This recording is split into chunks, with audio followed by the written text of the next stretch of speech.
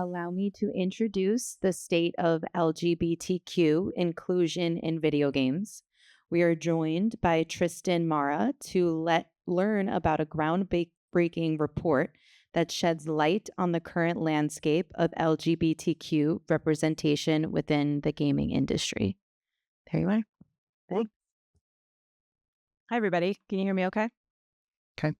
I'm Tristan Marra. I'm the Vice President of Research and Reports at GLAAD. GLAAD's a nonprofit. We're a strategic media advocacy organization dedicated to accelerating acceptance for the LGBTQ community.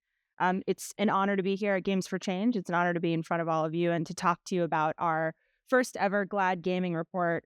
This report was created, like many of our reports at GLAAD, to educate industry, to educate gaming developers and studios, and really just the industry at large.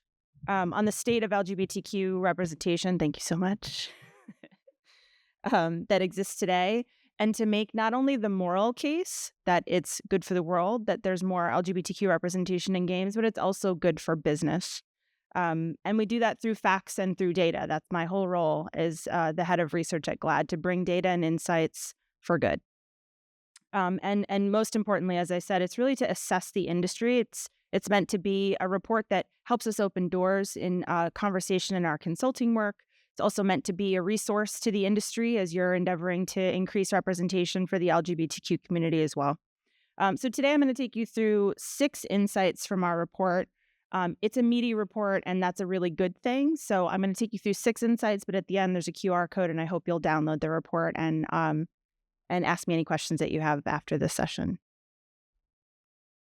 So in case anyone's not familiar with GLAAD, as I said, we're a strategic media advocacy organization and a nonprofit dedicated to accelerating acceptance for the LGBTQ community. We're almost 40 years old. We were founded in the mid-'80s in response to a huge amount of backlash and defamatory, sensationalized coverage of the HIV and AIDS crisis in the news. Today, we fight for fair and accurate representation of our community in all forms of media, from English and Spanish language newsrooms and TV stations, in advertising, in gaming, as you'll see, in sports and more. Frankly, everywhere the LGBTQ community is, which is everywhere. My job is to bring data and insights and facts and truths that move people and change hearts and minds. We know that media exposure is really critical to not only increasing familiarity with our community, but increasing acceptance and comfortability as well. Time after time, year over year, our data shows that when we are fairly and accurately represented in media, all forms of media, it increases familiarity and acceptance by double digits, in some cases by up to 30% or more. And we've been doing research like this gaming report, but not specifically for gaming, for decades. Our Where We Are on TV report tracks where we are on television. We have a studio responsibility index that's been around for decades as well, that measures how much of our community is in film. Came out with an advertising report last year, and now we're venturing into gaming. My mantra, the way I see my role at GLAAD, is to be a resource, because I know that data and research is and should be thought-provoking, it should be empathy-building, and it is that driver of acceptance and understanding. I wanted to start with some grounding data. Perhaps you all know this about the global revenue and the scale of the video game industry. It's $193 billion globally. And new data from Newzoo just this year said that the games market revenues shrank slightly to just about $184 billion. But as you can see, that's more than many of these other forms of entertainment combined. And this is really massive. And more than ever, gaming's a main source of entertainment, particularly for young people, but really for everyone. As you can see, 95% of Gen Z and millennials, according to YPulse data, play video games. And when you look at just teens, that goes up to 99%. So that's basically everyone. Teens say, again, according to YPulse, that they spend more time gaming weekly than they do watching TV and movies. So this is a really important stat for us to understand. Also, almost 70% of LGBTQ youth, again, Gen Z and millennials together, say they're gamers. So just as likely as all youth at 66% and non-LGBTQ youth at 65%. So what we did with this report was we worked with Nielsen and Nielsen's game division, who has been conducting research on gamers and gaming habits for decades. It was a survey of over 1,400 active PC and console gamers defined as having played at least 1 hour a week. We know that gamers play a lot more than that. This was just really a baseline and a starting point for our work. So as I said, I'm going to take you through 6 insights today and really looking forward to it. Okay, so let's get into it. The first insight, this is massive. Nearly 1 in 5 active gamers today are LGBTQ. This is a segment of the population in the gaming community that really cannot be ignored. When you put that 17% in context, according to Gallup, 7.6% of adults in the US are LGBTQ. 17% of active gamers are LGBTQ. When you look at Gen Z adults, 22% of all Gen Z adults are LGBTQ. So really just putting that 17% in context to the scale of our community overall. But not only are 1 in 5 or nearly 1 in 5 gamers LGBTQ, there's been a tremendous amount of growth in LGBTQ gamers since 2020 when Nielsen came out with their study that said that 10% of all active gamers are LGBTQ. So between 2020 and 2023, the amount of LGBTQ gamers grew 7 percentage points, 10% to 17%, or 70%. That's massive, massive scale and massive growth. And we thought it was really important to be able to quantify this, to be able to put a number that says this is how big our community is in the gaming space, and to alert the industry about the huge amount of growth that we're seeing in gamers holistically, probably that the gaming industry may not be aware of or may not be considering LGBTQ gamers as part of their core gaming audience. But this stat and this growth really says that we're a huge part of the gaming community. So it's not why should you include our community in gaming, but really why shouldn't you? What are you missing out on? And that 17% of active gamers, 13 plus, that are LGBTQ grows to 23 to 28% when you look at younger gamers under 30, as you can see on this slide. 28% of 13 to 17-year-olds, 24% of 18 to 24-year-olds, and 25% of 25 to 34-year-olds. So the second insight, LGBTQ gamers really rely on gaming, but they don't always feel like they belong in the gaming space. And again, they really rely on gaming, and they think that the industry actually has a responsibility to make gaming and gaming spaces more inclusive. So as I said, unfortunately, LGBTQ gamers don't always feel like they belong in the gaming community. Almost 40% of LGBTQ gamers feel this way, which means they're 1.6 times more likely than non-LGBTQ gamers to say they don't always feel like they belong in the gaming community. But why is this, right? Why don't we as LGBTQ gamers feel like we always belong? And it could be because us as LGBTQ gamers, we don't always see ourselves represented enough in games. There's just not enough queer content in games for LGBTQ gamers or non-LGBTQ gamers to find. Put a pin in that because we did calculate how much content is available for gamers to find that have LGBTQ characters or storylines. But it also could be due to concerns of harassment, which is unfortunately something that the LGBTQ community does have to deal with in the gaming space and frankly in our everyday lives as well. From our survey, we found that 42% of LGBTQ gamers have reported that they've actually avoided playing a game because they were afraid of being harassed. And 27%, so almost 30%, have quit a game altogether because of harassment that they've received. And nearly 30% of LGBTQ gamers say that major video game companies don't think about them when designing their games. So LGBTQ gamers are basically twice as likely to say that major video game companies are not thinking about them when designing their games. And again, when we think about major video game studios, these are those AAA studios that have a lot of marketing dollars and a lot of investment behind them.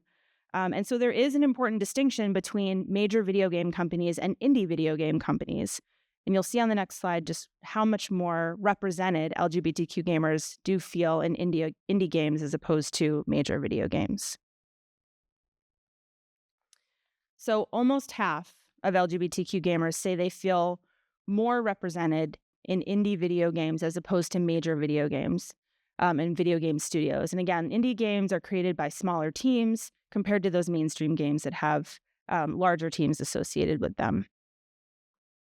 And as I said, a majority of LGBTQ gamers, and frankly, a lot of non-LGBTQ gamers, place a responsibility on the gaming industry to make gaming and gaming spaces more inclusive. 2 out of 3 LGBTQ gamers and half of non-LGBTQ gamers want and place a responsibility on the industry to make gaming and gaming spaces more inclusive than they are right now. The third insight: gaming's a lifeline for LGBTQ gamers in a world that's increasingly unsafe. As an LGBTQ community, we're facing huge amounts of discrimination, historic amounts of anti-LGBTQ legislation year over year, online violence, real-world violence.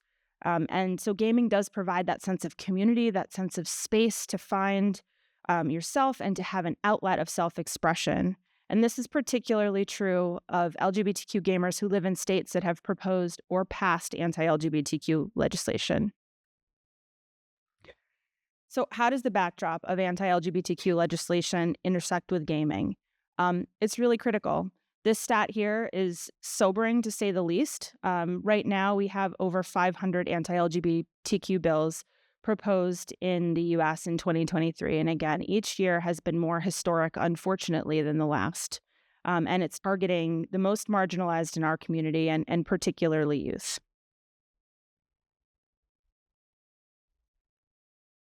The reality for LGBTQ gamers that we heard from our survey is that almost half of LGBTQ gamers say they feel stress and anxiety when thinking about the level of acceptance that there currently is in the world and in the US. And equal amounts say that games allow them to cope with the lack of acceptance that's in the real world. Also, a large percent of gamers in the community use gaming as a way to express themselves. In the left-hand side, you can see 2 out of 3 LGBTQ gamers say, gaming allows me to express myself in a way that I don't feel comfortable doing so in the real world. And on the right-hand side, that bar in the black, over half said they depend on video games to get them through tough times. What's really important about this slide, and really to hammer home the importance and the lifeline that gaming provides to LGBTQ gamers, is when LGBTQ gamers live in states that have proposed or passed anti-LGBTQ legislation in the United States, these numbers grow tremendously.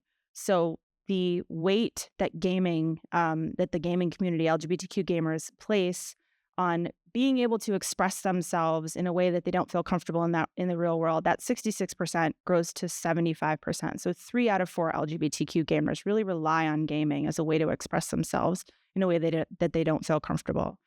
And 65% depend on video games to get them through tough times. So it really is a lifeline, particularly for LGBTQ gamers that live in those states that have proposed or passed anti-LGBTQ legislation. And this was a really important thing for us to establish in this report, to show not only how important gaming is to LGBTQ gamers across the country, but to hone in on those states that have a tremendous amount of anti-LGBTQ legislation proposed or passed.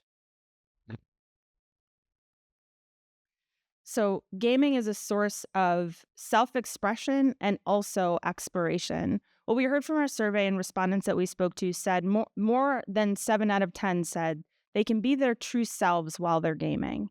And this is the importance of representation and the importance of GLAAD's work in this space, is seeing characters with their own gender identity or sexual orientation represented well in games makes us feel better about ourselves. And I think that's really important, again, against the backdrop of anti-LGBTQ legislation and discrimination that our community is facing, to be able to see yourself represented in games and to be able to interact and play as a character that shares your gender identity or sexual orientation is really important.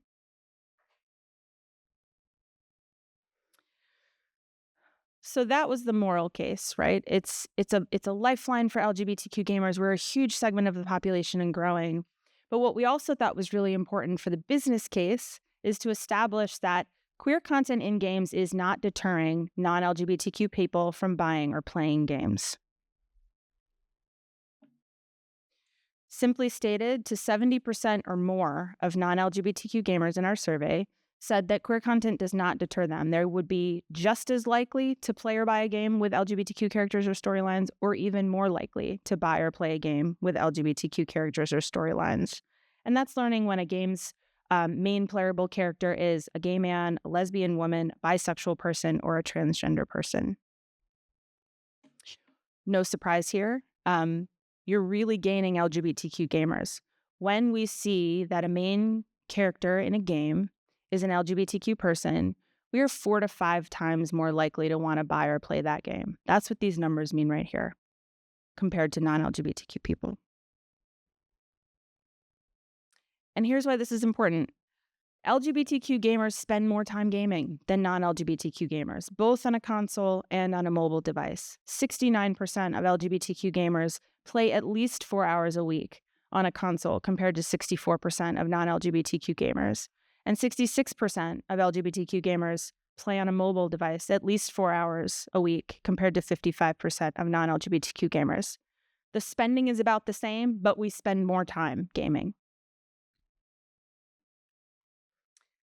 So having made the case for why it is so important for us to see ourselves represented in games, tying that representation to feeling safe, feeling seen and feeling safe, making that business case that it's not deterring non-LGBTQ people from playing or buying games, there are reasons why people would not buy or play games. And it has less to do with representation and more to do with what's going on behind the scenes at gaming companies, what kind of representation is on or in the game for people to play or interact with.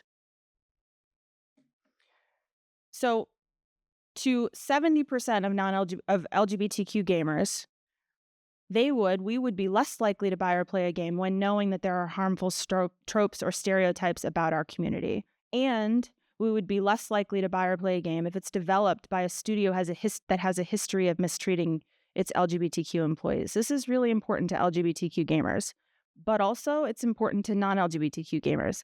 Basically, half of non-LGBTQ gamers would abandon a game for these reasons. Again, harmful tropes or stereotypes or mistreating LGBTQ employees. And the last insight is how we quantified how much queer content there is, LGBTQ characters or storylines for an LGBTQ gamer or a non-LGBTQ gamer to find. And again, these metrics are really important for us to ground the industry and ground ourselves. We can't move what we don't measure. So if we don't have these numbers, if we don't put a stake in the ground and say, this is how we've calculated how much content is available for people to find when it comes to playing PC and console games, then we can't move it. Being able to say that here's how we've quantified LGBTQ content or storylines in games allows us to have conversations with industry, allows you all in the gaming space as well to have conversations within your own organization and teams to say we need to do better for all of those reasons that I just went over. Perhaps you won't be surprised. The number is far, far, far too low compared to other industries that we've measured and compared to the amount of content that's available for games today.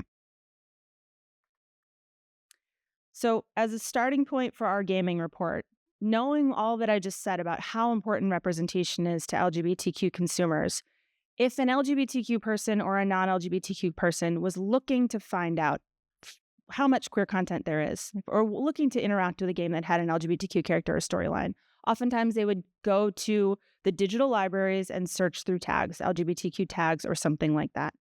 So that's what we did. We searched through the tags for these console providers and PC consoles and found that less than 2% of the digital libraries include LGBTQ content for people to find. This is really, really low. 17% of gamers are LGBTQ. Less than 2% of available content is LGBTQ or has LGBTQ characters or storylines.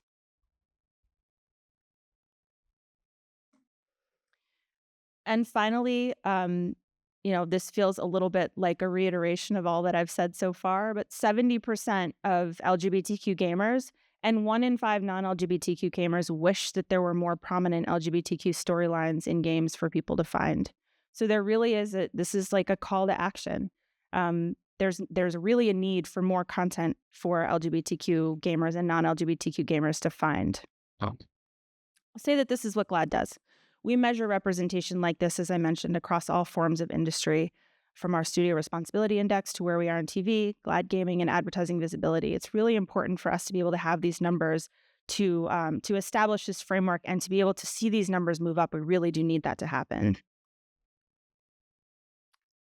I wanted to leave some of the coverage, the media coverage that we've gotten since this report came out in February, national, international, gaming specific coverage. And we're very proud of that because it helps us get our message out there more about how important this is. And then I'll leave you with the QR code. I would love for you all to download this report. You can go to glaad.org/games and download the report. You can find me. I'm Marra at glaad.org, 2 R's, 2 A's. And thank you so much for your time and attention. Really appreciate it.